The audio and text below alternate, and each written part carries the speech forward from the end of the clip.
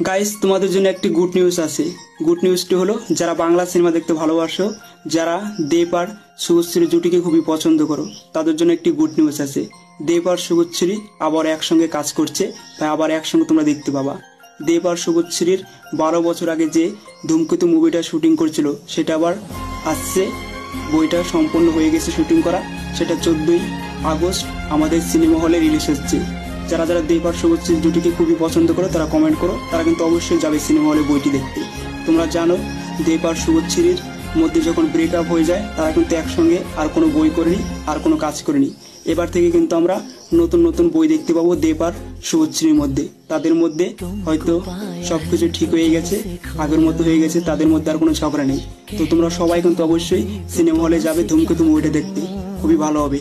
বিশেষ করে যারা বাংলা সিনেমাকে ভালোবাসো, যারা দেব আর শুভশ্রীকে খুবই পছন্দ করো, এই দুটা জুটিকে।